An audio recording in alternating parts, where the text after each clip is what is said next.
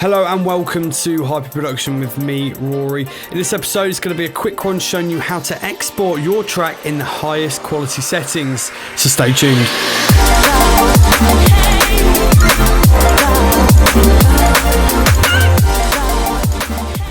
Okay, so as I mentioned, this is a tutorial on how to export your track in the highest quality settings. So like many of you watching, you've probably got a track similar to this that's finished and you're ready to export it. So how do you do it? Well, when you're on your track, you go to File, you go down to Bounce, not Export as you might think. You go to Bounce and then Project or Section, or you can press Command and B, which will bring up the same dialog window here.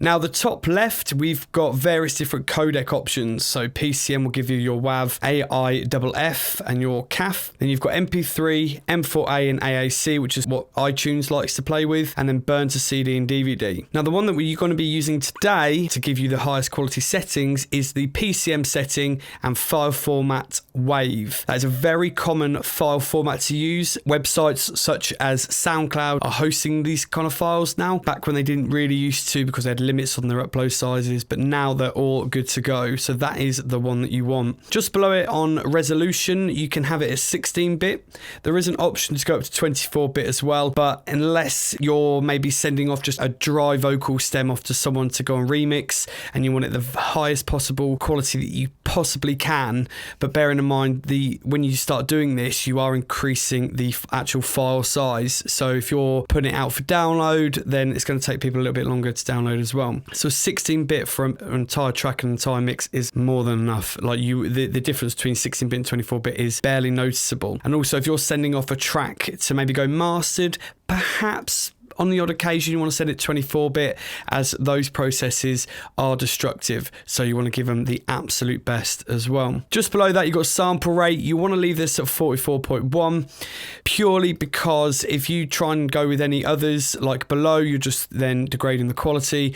Any higher, you run the risk of it not playing back on some people's systems. Their audio cards might not be powerful enough to then play back those higher sample rates. So 44.1 is absolutely perfect. File type, just below that, you want to interleave because that will give you a single stereo file. If you do split, it will then save it as a left and right channel, and you don't really want that. Dithering, I'm going to go on to this topic on another video as it's quite a vast topic, but 9 times out of 10, you're just going to leave it at none. And then over on the left-hand side again at start, you want to ensure that your playhead marker is at the beginning. So if it isn't, you just simply click cancel. You can drag it all the way back to the beginning there, and then your start will be from there.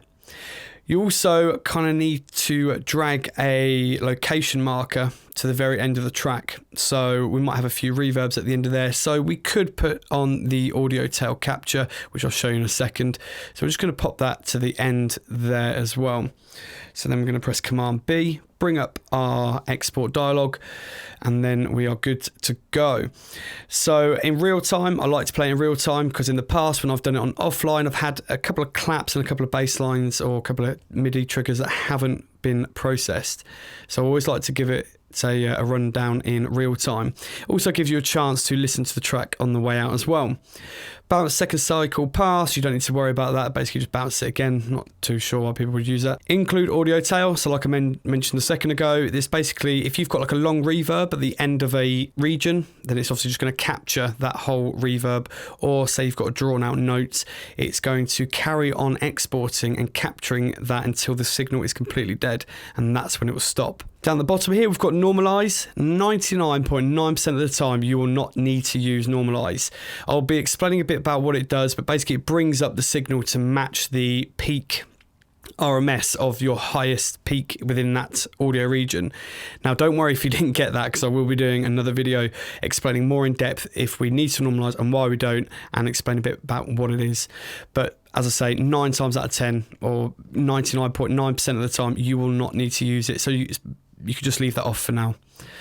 And then what we're going to do is then just click OK. And then it's going to ask us to save it. So I'm just going to pop it on my desktop and then click bounce at the bottom right here.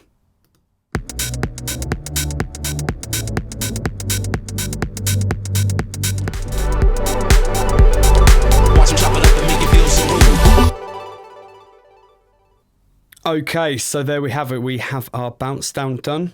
So now if we open up our Finder window and then go to the desktop, we can then see it there as well. So then we play that.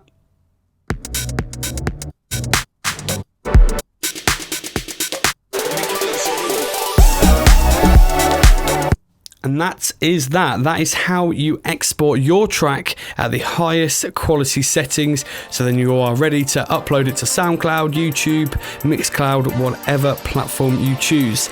I've been Rory. Thank you very much for watching.